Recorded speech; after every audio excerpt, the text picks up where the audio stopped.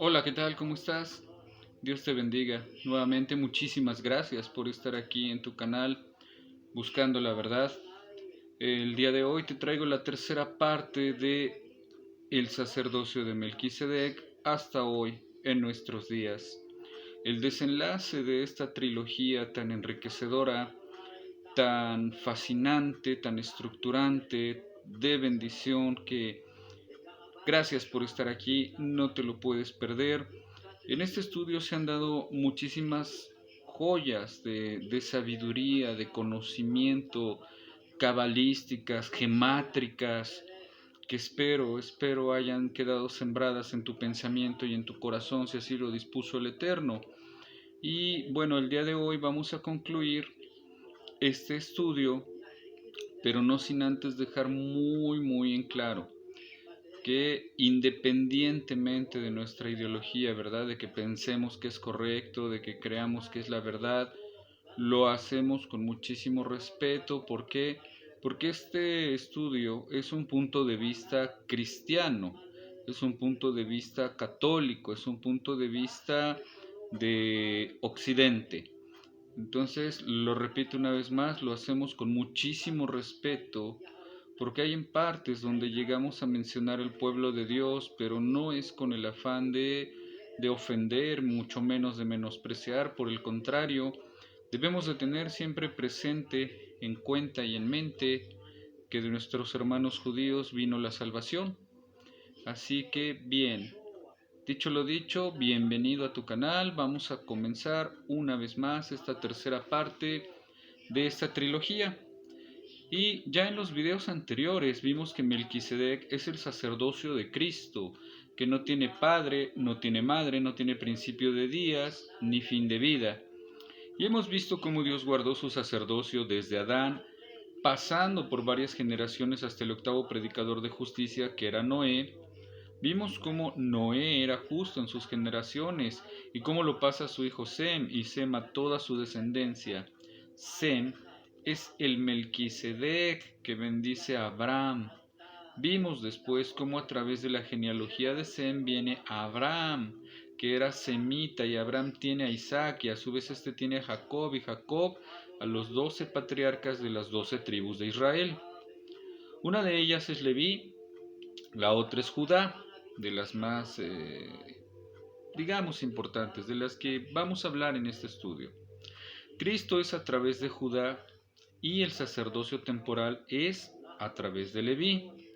Y cómo Dios guarda el sacerdocio a través de Leví hasta la época de Juan Bautista.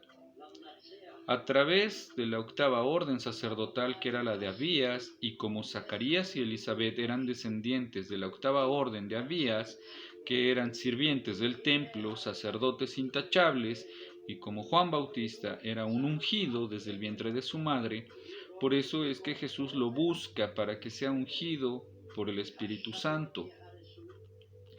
Ya no por el aceite, porque la unción en el sacerdocio levítico era una unción por medio del aceite. En el sacerdocio de Melquisedec ya es una unción por medio del Espíritu. Jesús es ungido por el Espíritu Santo y empieza su obra redentora. Empieza a predicar el Evangelio hasta su final, de las 70 semanas de Jesús. ¿Casualidad? ¿Coincidencia? Entonces Jesús es acusado y llevado al Sanedrín, y eso es lo que hoy veremos para concluir. Bien, Jesús es llevado al Sanedrín para ser juzgado, y Jesús ya sabía esto, que ya vimos en el estudio anterior en Levítico 5 y Levítico 10, porque esas eran las pautas que habían establecido Dios en el sacerdocio arónico o levítico. Continuando, había un sumo sacerdote Caifás versus un sumo sacerdote Jesús. Ambos eran sumos sacerdotes sobre más sacerdotes, pero el sumo sacerdote es el principal de todos los sacerdotes. Eso lo leemos en Mateo 26, verso 57.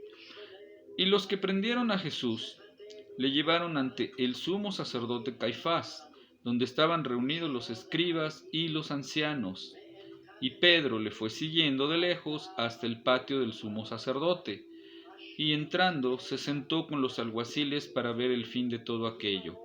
y los principales sacerdotes y todo el concilio, es decir, los que estaban ahí en el Sanedrín, procuraron obtener falso testimonio en contra de Jesús con el fin de darle muerte. Es decir, algo igual que hoy en día, no te preocupes, lo podemos ver en nuestras leyes actualmente. Compraron testigos para dar falso testimonio acerca de Jesús. Bien, expliquemos algo. El sacerdocio de Dios es de rey para reinar y sacerdote para adorar. En nuestros tiempos y en nuestro país nosotros hemos separado en nuestra constitución el Estado y la Iglesia. El Estado no se mete con la Iglesia y la Iglesia no se mete con el Estado. Desde esta perspectiva te diré que es un gran error. Si Dios dice que va a implantar de nuevo su sacerdocio de justicia en el milenio de Cristo, es decir, en el milenio de Cristo, Cristo va a estar como rey y como sumo sacerdote, los dos al mismo tiempo. Por ejemplo, para aquellos pastores que dicen que la política no se debe meter con la iglesia, ni la iglesia con la política, igualmente están equivocados. Muy equivocados porque están en contra del sacerdocio de Cristo. ¿Por qué? Porque el sacerdocio de Cristo es sacerdocio de rey para gobernar. ¿Y cómo va a gobernar? Debes de tener leyes, tienes que tener leyes para gobernar. ¿Y quién te va a dar esas leyes? ¿Quién dice que el matrimonio es entre un hombre y una mujer? ¿Quién dice que no te debes acostar con tu madre? ¿Quién dice que no te debes acostar con tu padre? ¿Quién te dice eso? ¿Quién te dice cómo adorar, cómo servir a Dios? Te lo dice el sacerdocio. Es decir, el sacerdocio y el reinado tienen que estar juntos en uno solo para poder gobernar en santidad. ¿Me explico? Entonces, todo aquel pastor que dice que la iglesia no se mete con el Estado y el Estado no se mete con la iglesia, está equivocado. Jesús mismo te lo dice, que Él es el sacerdote y rey al mismo tiempo, los dos en uno, el Estado y la iglesia en uno solo para poder reinar, para poder gobernar. Y eso es lo que se viene en el milenio de Cristo. Él va a reinar y va a gobernar y va a ser adorado según las leyes de Cristo. Bien, era necesario explicar este punto, ¿ok? Pero, continuando, le fue siguiendo de lejos hasta el patio del sumo sacerdote y entrando se sentó con los alguaciles para ver el fin de todo aquello, y los principales sacerdotes y todo el concilio procuraban obtener falso testimonio contra Jesús con el fin de darle muerte. Y no lo hallaron, a pesar que se presentaron muchos falsos testigos. Por eso más tarde se presentaron dos que dijeron: Este declaró: yo puedo destruir el templo de Dios y en 3 días edificarlo. Y es cierto lo que dijo Jesús. Entonces, el sumo sacerdote levantándose le dijo: ¿no respondes nada? Bien, ni su mismo pueblo le entendía a Jesús en el nivel Peshat, el literario, y Jesús hablaba en el nivel Sod, el nivel del Espíritu. Jesús dijo: yo puedo destruir este templo y en 3 días reedificarlo. Pero Jesús hablaba del templo, que es nuestro cuerpo. Nuestro cuerpo es el templo del Espíritu Santo. ¿Dónde vivía Dios en el Antiguo Testamento? Vivía dentro del arca, en el lugar santísimo. Ahí habitaba Dios, dentro del arca de la alianza. Ya lo veremos más adelante, pero en la época de Jesús, ¿dónde vivía? A través del bautismo es donde vivía el Espíritu Santo, vivía dentro de uno, dentro de la persona que aceptaba a Cristo, dentro del creyente. ¿Por qué? Porque la ley ya no estaba ahí. Entonces Jesús hablaba: yo puedo destruir este templo, el cuerpo del hombre, y reedificarlo en 3 días. Es decir, al tercer día yo voy a resucitar y voy a reedificar el templo. Con la muerte que voy a tener, voy a pagar la paga del pecado, que es la muerte. Y voy a deshacer este templo, que es el templo que construyó Artajerjes, y en 3 días lo reedificaré. Es el templo que es nuestro cuerpo, donde habita el Espíritu Santo. Los que somos bautizados tenemos al Espíritu Santo, que es el poder delegado de Dios en nosotros, en su sacerdocio de Melquisedec, que habita dentro de nosotros, y a eso es a lo que se refería Jesús. Yo voy a la cruz, muero, y al tercer día resucito y reedifico el templo que es el cuerpo. Entonces su pueblo no comprendía, como si este templo tardó más de 100 años en ser reedificado por Salomón, ¿cómo es que tú en 3 días lo puedes reedificar? Le acusaban de eso. Entonces el sumo sacerdote Caifás, levantándose, le dijo: ¿No respondes nada? ¿Qué testifican estos contra ti? Mas Jesús callaba. ¿Por qué callaba? ¿Recuerdas Isaías 60? Mas él enmudeció, fue llevado al matadero como cordero, no abrió su boca, inmolado. ¿Recuerdas ese pasaje de Isaías? Acá se está cumpliendo. Jesús callaba. Entonces el sumo sacerdote le dijo: Te conjuro por el Dios viviente que nos digas que tú eres el Cristo, el Hijo de Dios, el Ajajay. Bien, estas palabras, conjurar, te explico. Para nuestros hermanos hebreos no hay que explicar, ¿verdad? Pero para nosotros sí. Poner bajo juramento. Te pongo bajo juramento por el Dios viviente, es decir, el Padre, a ti, que nos digas si tú eres el Cristo. Entonces, como Jesús sabía, ¿recuerdas? Levítico 5, si alguien te pone bajo juramento a testificar, si alguien te conjura para que digas lo que sepas y no lo declaras, culpable serás, lleno de pecado. Entonces aquí el sumo sacerdote lo pone bajo juramento a Jesús para que diga si él es el Cristo o no. Y Jesús ya sabía que él era el Cristo. Entonces, si no lo decía Jesús en ese momento, se llenaba de pecado. ¿Comprendes la seriedad de esta conminación? Y no había ya nadie en este universo que nos pudiera salvar. Hubiéramos quedado fritos. Entonces, Jesús le dice: Tú lo has dicho. Who I am not. Sin embargo, os digo que desde ahora veréis al Hijo del Hombre sentado a la diestra del poder, es decir, sentado a la diestra de Dios. O sea, a partir de hoy verás a Yeshua, a Jesús, a Jesús cubriendo a la ley de Moisés, que estaba a la diestra de Dios y viniendo sobre las nubes del cielo. Entonces el sumo sacerdote rasga sus vestiduras. ¿Recuerdas? Levítico 6 y Levítico 21 dice: No rasguéis vuestras vestiduras porque te descalificarás o te descalificas como sacerdote y vas a morir. Entonces, ¿qué pasó? Al escuchar esto, Caifás se rasga sus vestiduras diciendo: ¡Ah, blasfemado! En otras traducciones, blasfemia. Ha dicho que Él es el Hijo de Dios. Ha dicho que Él es el Cristo. ¿Qué necesidad tenemos de más testigos? He aquí ahora mismo habéis oído blasfemia. Entonces Caifás se rasga sus vestiduras y se autodescalifica de ser sacerdote de la orden de Leví.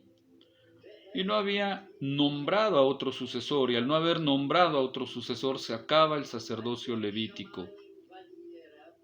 Se acabó el sacerdocio arónico, ya no hay más sacerdotes de la orden de Leví, de la orden de Aarón, que es el mismo para ejercer la función sacerdotal.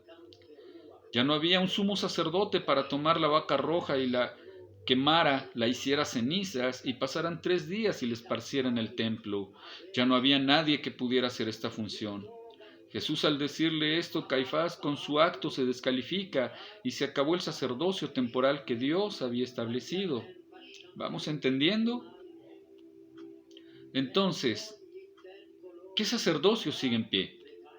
El sacerdocio de Melquisedec, sacerdocio de Jesús, el sacerdocio de Cristo, el sumo sacerdote, el Cohen Gadol.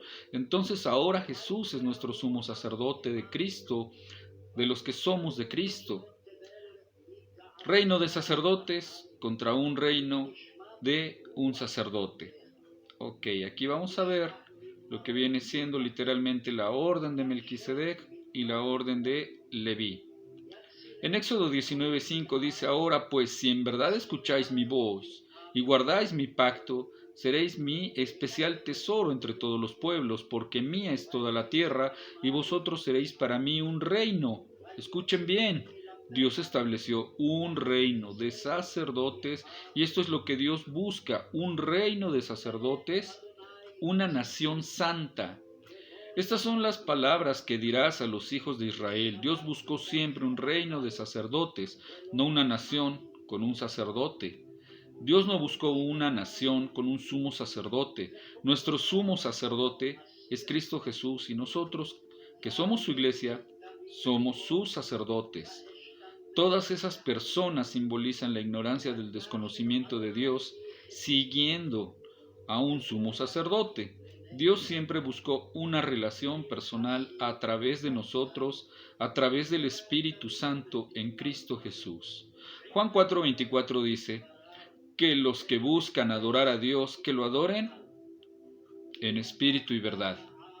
En el Espíritu Santo y en verdad a Jesús dijo, yo soy la verdad, que lo adoren en Cristo Jesús, que lo adoren en el Espíritu Santo, en Cristo Jesús, que Él es la verdad. Dios implantó esto desde el principio, desde Adán, que seamos una nación de reyes y sacerdotes, porque Adán era rey. Esto es lo que Dios buscaba, una nación de sacerdotes. Lo enfatizo porque es necesario que lo sepas, que Cristo Jesús es tu sumo sacerdote y que tú eres un sacerdote. Esto es lo que te quería explicar, un sacerdocio inmutable, un sacerdocio incambiable. Hebreos 7:24 dice, pero él conserva su sacerdocio, que es el sacerdocio de Melquisedec, es inmutable, puesto que permanece para siempre. Esta palabra inmutable, es la palabra griega, het, 5:31, aparabatos, que significa no es transferible, el sacerdocio de Cristo es perpetuo, es incambiable, es inmutable, solo ocurre una sola vez en toda la Biblia esta palabra aparabatos, significa que es intransferible. Entonces, ¿qué pasaba con el sacerdocio levítico? Cuando el sacerdote estaba ya lleno de días, llamaba a uno de sus hijos y lo ungía al sucesor, lo llevaba a un lugar donde se le sumergía bajo agua, salía limpio, señal de bautismo, le vertían el aceite de la unción en la cabeza y venía su padre y le preguntaban, ¿es este? Sí, este es mi hijo en el cual tengo complacencia. Estas tres cosas se dieron en Jesús. Cuando Jesús es llevado a la región de Betarrabá y le bautiza Juan el Bautista por inmersión, entra como rabí y sale como sumo sacerdote. Lo ungen con el Espíritu Santo, ya no con el aceite, sino con el Espíritu Santo. Y el Padre declara, se oye la voz en los cielos, diciendo, este es mi Hijo amado en quien tengo complacencia.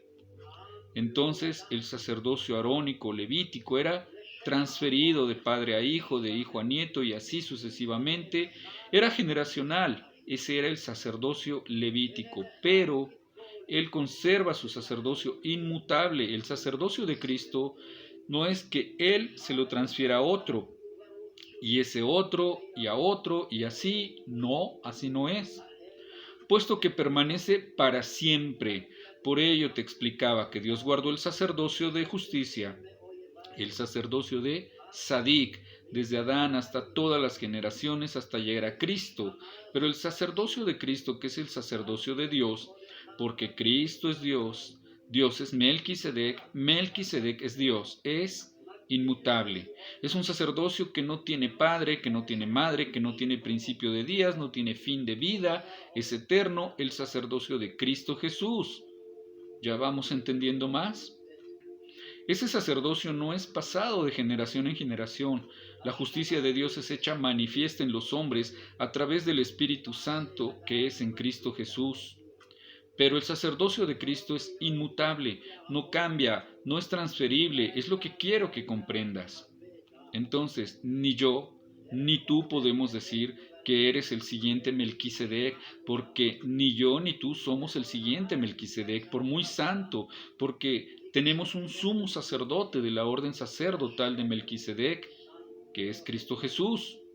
Entonces, tú eres parte del sacerdocio. Tú cuando aceptas a Cristo en tu vida, tú te unes al sacerdocio de Melquisedec.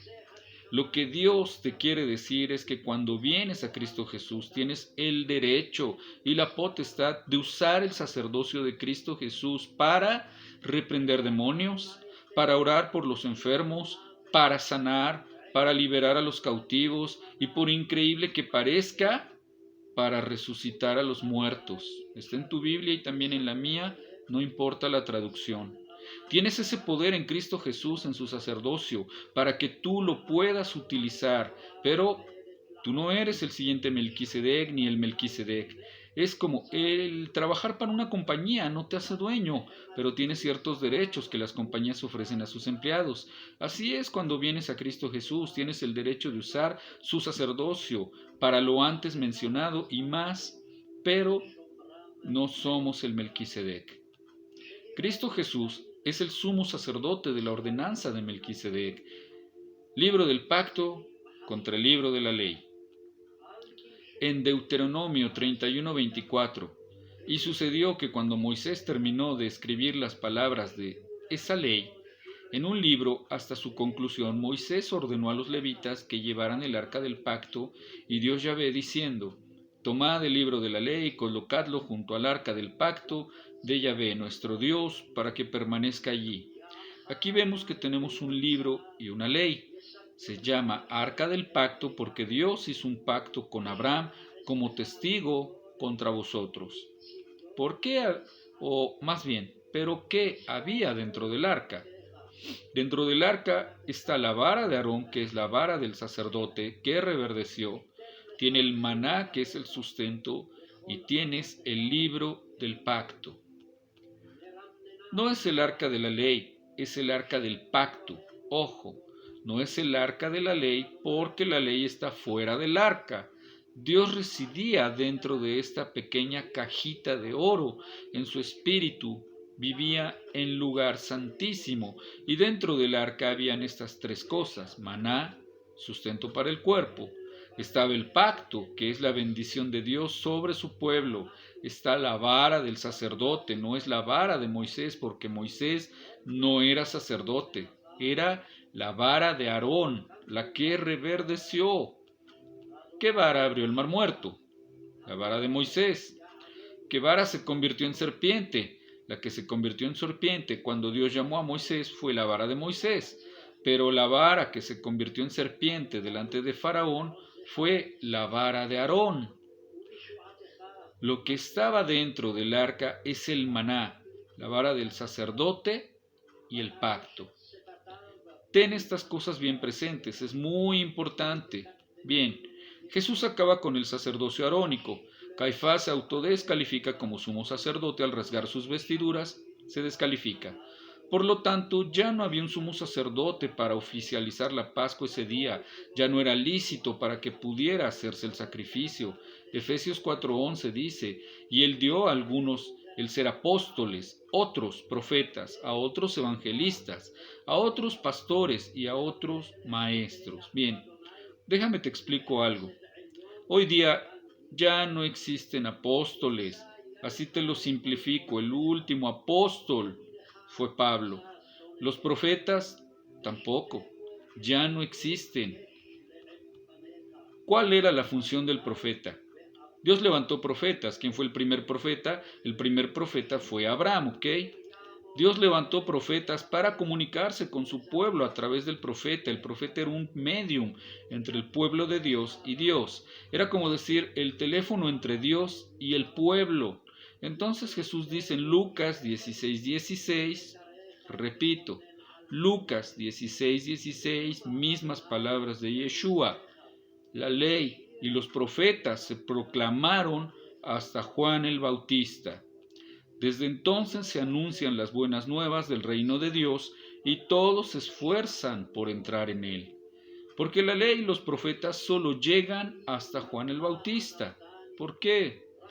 Porque Dios no se podía comunicar con su pueblo, a no ser que fuera por los profetas. Por eso es que dice que Dios no podía hacer nada sin que antes se lo dijera a sus profetas.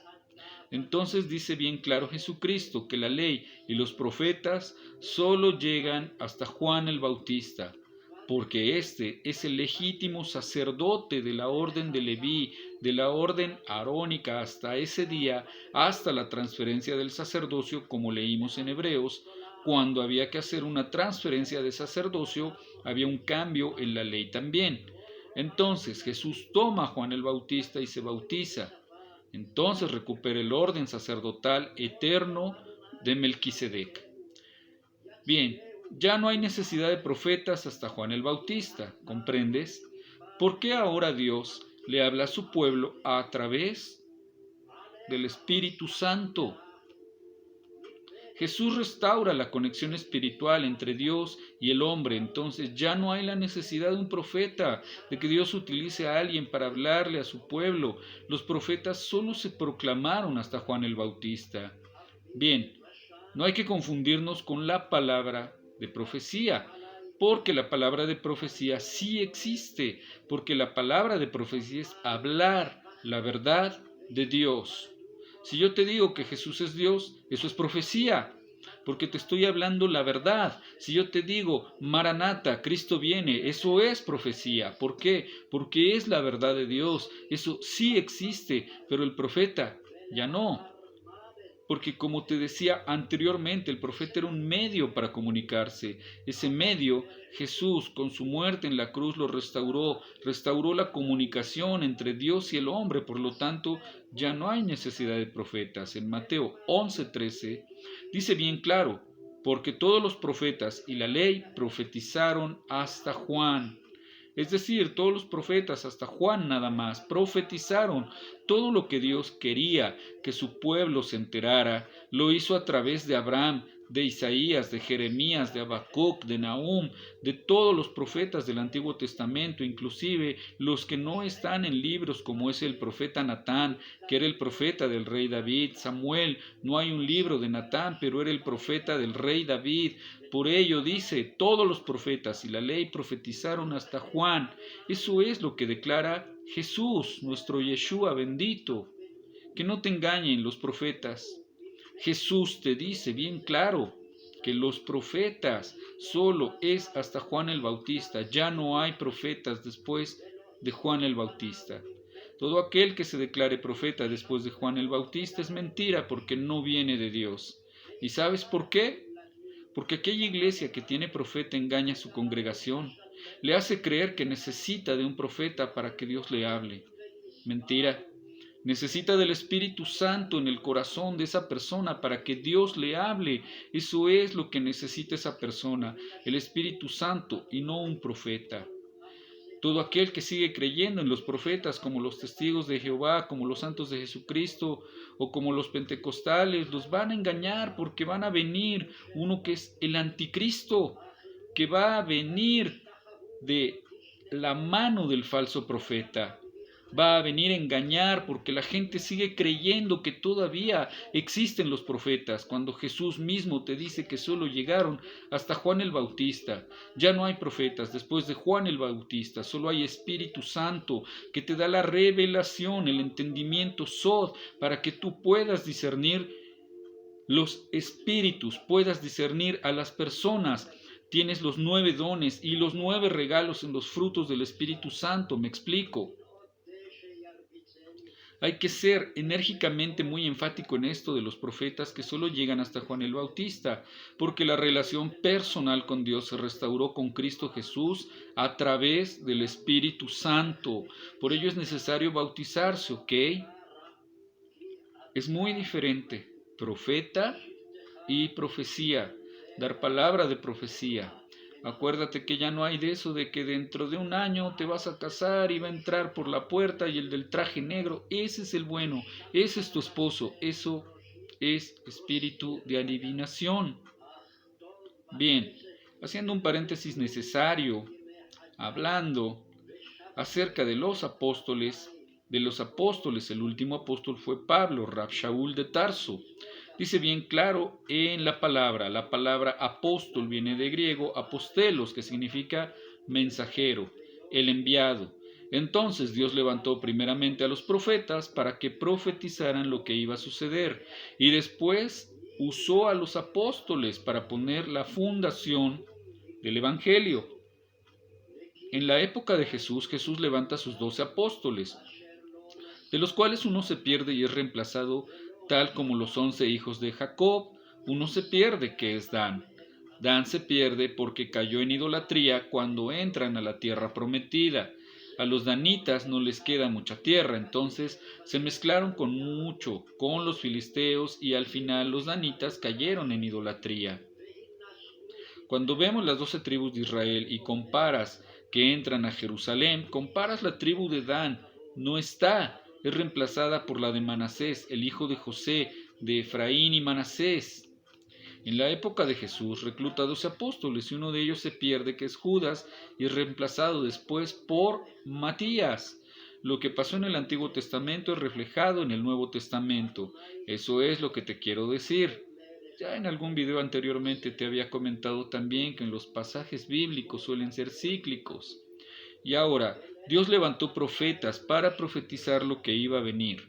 Abraham, Isaías, Joel, etc. Y después levanta apóstoles. Los apóstoles fueron los que pusieron el fundamento del Evangelio, los que ponen la palabra en la cual está sustentada la iglesia de Jesús, los apóstoles como Pedro, como Juan, como Mateo, y los que Jesús eligió. La palabra de ellos es donde está fundamentada la iglesia de Jesucristo.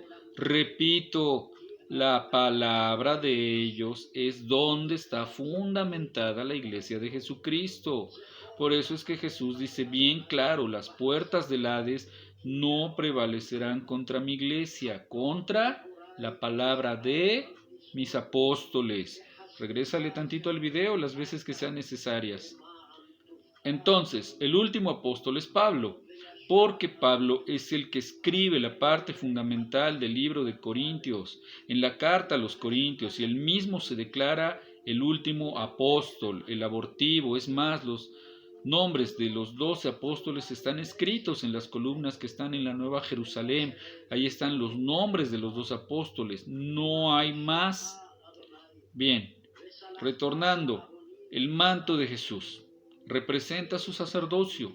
Mateo capítulo 9, verso 18 al 22. Y he aquí una mujer que había estado sufriendo de flujo de sangre por 12 años, se le acercó por detrás y tocó el borde de su manto, pues decía para sí, si tan solo toco su manto, es decir, si tan solo toco su sacerdocio, sanaré. Si tú vienes al sacerdocio de Cristo y tocas su sacerdocio con tu corazón, serás sano porque a Dios lo estás tocando en espíritu, porque a Dios lo estás tocando en justicia. ¿Comprendes? Sano en el espíritu, sano en la carne, sano en todo, en santidad. La santidad que solo Dios te puede otorgar.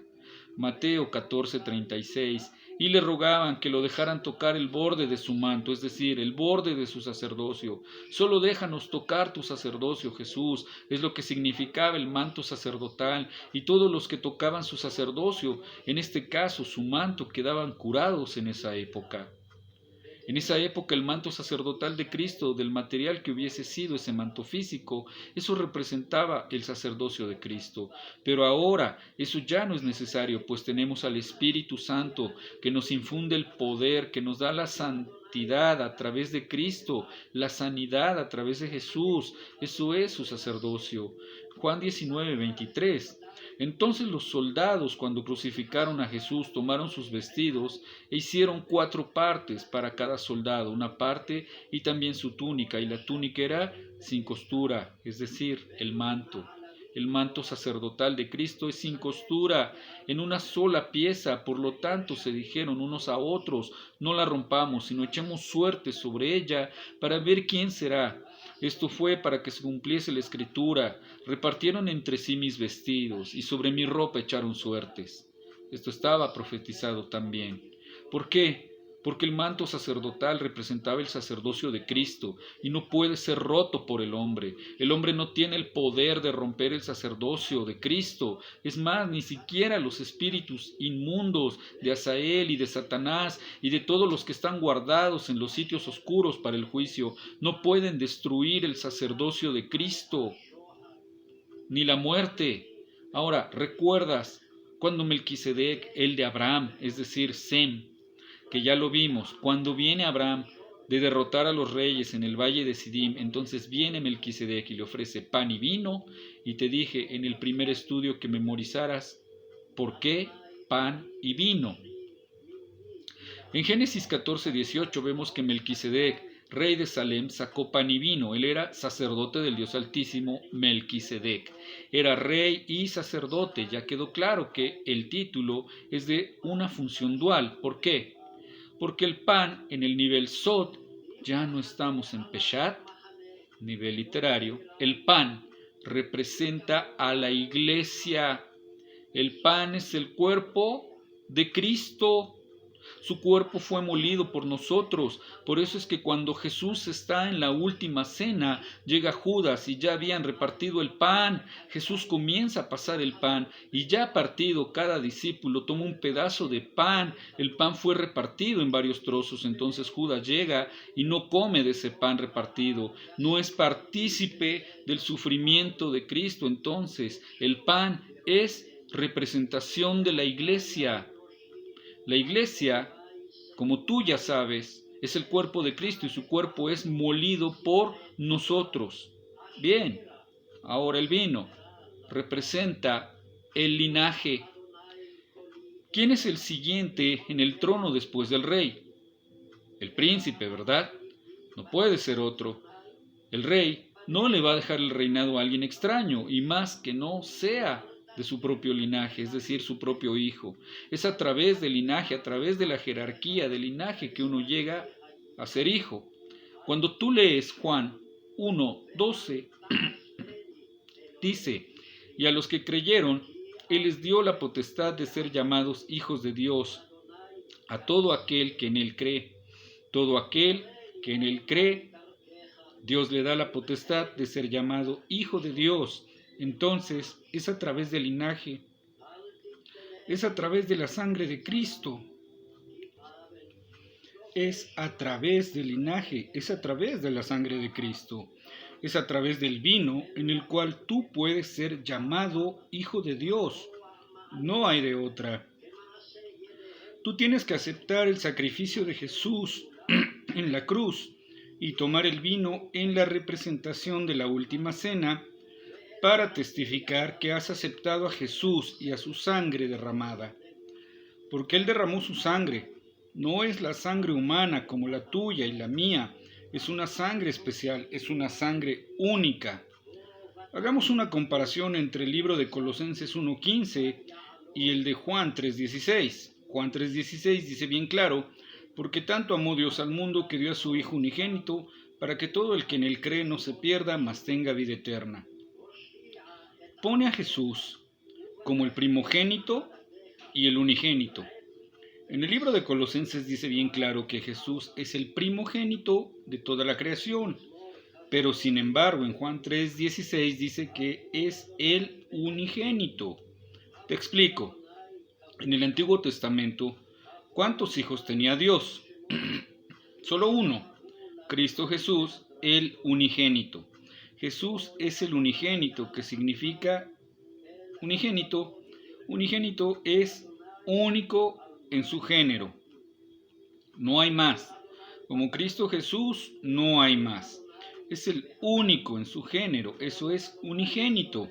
Pero cuando tú vienes a Cristo, aceptas el sacrificio de cruz y confiesas con tu boca que Jesús es el Señor y el regalo de Dios es Cristo, Jesús, eres salvo. Ahora, Dios tiene más hijos. Entonces, Cristo pasa de ser el unigénito al primogénito. Él es el primero de la creación, porque ya ahora Dios tiene más hijos. ¿Me explico? Cuando uno viene y acepta a Cristo y es bautizado, Dios tiene ahora más hijos. Ya no tiene solamente uno, sino tiene más. Entonces Melquisedec le ofrece pan y vino a Abraham y lo bendice, es decir, le ofrece la iglesia y el linaje de Cristo Jesús a Abraham. Pídeme y te daré las naciones, ¿no le dijo? Bueno, pues ahí está. Ahora, comunión y el bautismo, Lucas 22 del 15 al 20. Y le dijo, Intensamente he deseado comer esta Pascua con vosotros, es lo que dice Jesús antes de padecer, porque os digo que nunca más volveré a comerla hasta que se cumpla en el reino de Dios.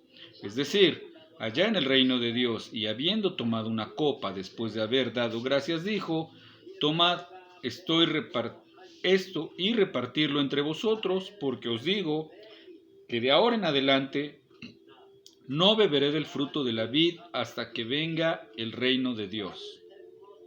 Y habiendo tomado pan, después de haber dado gracias, lo partió y les dio diciendo: esto es mi cuerpo que por vosotros es dado, haced esto en memoria de mí. De la misma manera tomó la copa después de haber cenado, diciendo: esta copa es el nuevo pacto. ¿Cuál era el pacto antiguo? Recuerda, el pacto que Dios le dio a Abraham. Pero Israel se fue en pos del becerro de oro cuando Moisés sube al Sinaí.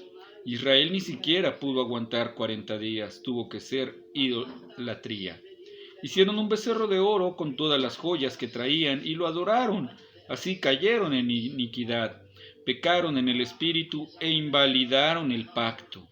Dios les dijo: yo seré su Dios, no se postren ante otro Dios. Y ellos se postraron ante otro Dios, el becerro de oro, y cayeron. Entonces Jesús viene y pone un nuevo pacto en mi sangre, que es derramada por vosotros para el perdón de los pecados. La bendición de Melquisedec. Mateo capítulo 28 del 18 al 20.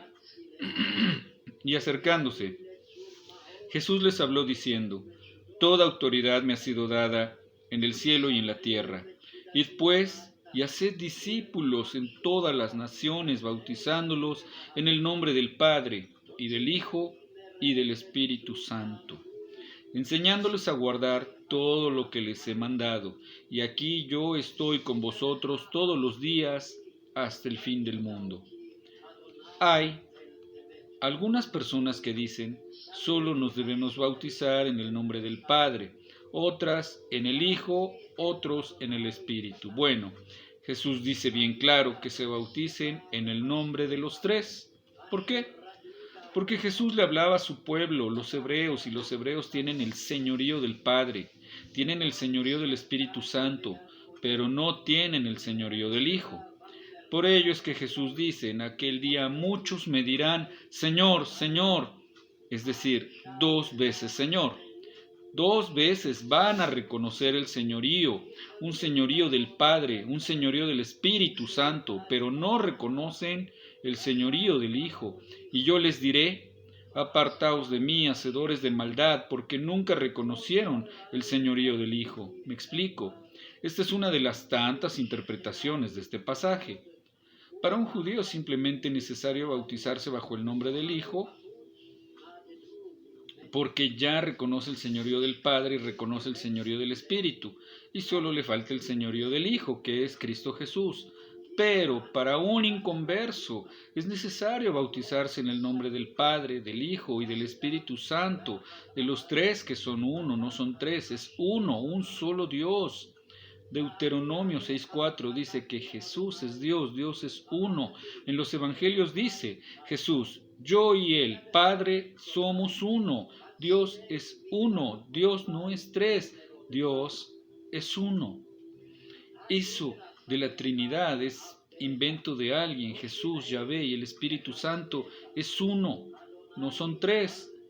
Entonces, comunión, la última cena, pan y vino. ¿Para qué la comunión? Para recordar que somos hijos del Rey, para recordar del linaje del Rey, que pertenecemos al reino de los cielos, a través del linaje de la sangre de Jesús. ¿Recuerdas el ejemplo del Rey, al único que le puede dar el reino? ¿Es a su Hijo el Príncipe? Es a través de la sangre por la cual tú llegarás a ser hijo de Dios, del Altísimo. Es a través de la sangre de Jesús. Y el bautismo es para recibir al Espíritu Santo y poder obtener el sacerdocio de la orden de Melquisedec. Por ello uno se bautiza. Es un simbolismo de aceptar a Cristo y poder recibir u obtener el Espíritu Santo en su vida. Por ello uno se bautiza. Bien, Rey de Reyes, Apocalipsis 19:6. Dice: y en su manto y en su muslo tiene un nombre escrito, Rey de Reyes y Señor de Señores. ¿En dónde están esos reyes? ¿Dónde están esos sacerdotes? Es su iglesia. Nosotros somos los reyes y nosotros somos los sacerdotes. La iglesia de Jesús, los que somos de Cristo, somos reyes y sacerdotes a la misma vez. Dios nos puso como reyes para gobernar y como sacerdotes para adorar, sacerdotes para poder discernir y poder gobernar en santidad, como cuando expliqué de la separación entre el Estado y la iglesia, ya que ahora hay gobernantes y sacerdotes homosexuales. ¿Cómo gobernar si no tienes la santidad? Para gobernar requieres de la santidad y para la santidad también hay que gobernar. Los dos son de la mano. Por eso es que Cristo Jesús es rey y sacerdote a la misma vez. Entonces Jesús es rey de reyes y señor de señores. ¿Y dónde están los reyes? ¿Tú crees que no eres rey? Si tú eres padre de familia, tú eres rey. Dios te ha puesto como rey en tu casa para que gobiernes en santidad sobre tus hijos, para que les enseñes la palabra a tus hijos, para que puedas discernir entre lo bueno y lo malo para tus hijos. Dios te ha puesto como rey. Cuando le preguntaron a Jesús, ¿y dónde está tu reino? Mi reino no es de este mundo. Le dijo, mi reino es más allá. Mi reino es un reino venidero. El reino de Dios, ahí está mi reino. El reino en santidad, que es lo que Dios demanda. ¿Me explico? Y te ha puesto también como sacerdote para adorar a Dios, para que lleves a tu pueblo, que es tu familia, a Dios, en santidad. ¿Me explico? Para que puedas tener buenas leyes de cómo gobernar tu casa, de cómo gobernar tu familia. Rey es la comunión, sacerdote es el bautismo. En primera de Pedro 2:9 dice, pero vosotros sois linaje escogido. Le está hablando a su iglesia, no le está simplemente hablando a los hebreos, le está hablando a su iglesia también. Ustedes, dice, son real sacerdocio. Real viene de rey y sacerdocio viene de sacerdote. Nación santa, pueblo adquirido para posesión de Dios. Cuando Cristo paga en la cruz, Cristo adquiere a todos los creyentes, los santifica para que sean pueblo de Dios. Es decir, nosotros somos de Cristo, somos posesión de Dios, pueblo adquirido por Dios, para que anuncies las virtudes de aquel que os llamó de las tinieblas a su luz admirable. ¿Cuáles son esas virtudes? Libertar a los cautivos, para predicar el Evangelio, para ayudar al caído, para orar por el enfermo. Para todas esas virtudes Dios te llamó y te sacó de las tinieblas, de donde andabas, te trajo a su reino, a su luz admirable, me explico. Primera de Pedro 2:9 te dice que tú eres de Cristo, que has venido a Cristo, que eres su iglesia, tú eres rey y eres sacerdote, ¿me explico? Tú eres un real sacerdocio, eres los dos, perteneces a la orden de Melquisedec, perteneces a este reino. En Apocalipsis 1:6 te enseña que dice Jesús, es decir, Él nos hizo. ¿Qué cosa? Reyes y sacerdotes. Los dos. Te ha hecho rey Jesús y sacerdote también. Jesús, a través de su sacerdocio eterno de Melquisedec, te ha hecho a ti rey y sacerdote para su gloria. Dios y Padre, a Él sea toda la gloria, el dominio, por los siglos de los siglos. Amén. Es decir, que nosotros también somos parte y tenemos su sacerdocio de Melquisedec, ¿me explico? Entonces, estos estudios te pido en el nombre de Jesús, compártelos con todos tus conocidos para que sepan y aprendan que nosotros, que somos su iglesia, tenemos su sacerdocio, que somos su iglesia, el sacerdocio eterno de Cristo Jesús, que no tiene padre, que no tiene madre, principio de días ni fin de vida, es semejante al Hijo de Dios y permanece a perpetuidad, es sacerdote para siempre. Cristo Jesús es ese su sacerdocio, el único sacerdocio que Hasatán no pudo destruir. Hermano, hermana, espero que esta trilogía te haya sido de gran edificación, de gran bendición. Me dio muchísimo gusto haberla podido compartir después de tanto tiempo que estaba ciertamente indeciso, pero hay muchos estudios muy profundos, muy avanzados, Y como te lo decía en un video, que es que realmente en qué tiempo estamos ya, es el tiempo en el que la iglesia debe de despertar, es el tiempo en el que la iglesia debe de dar ese avivamiento espiritual, el tiempo final en donde Cristo bendito ya viene por su iglesia. Que Dios te bendiga, ha sido un gusto, que el Eterno te guíe, te cuide, te guarde, que resplandezca su luz sobre tu rostro y sobre toda tu familia. Muchísimas gracias, nos vemos hasta la próxima, esperando más sugerencias para seguir haciendo más estudios a profundidad. Cuídate mucho, bendiciones y shalom.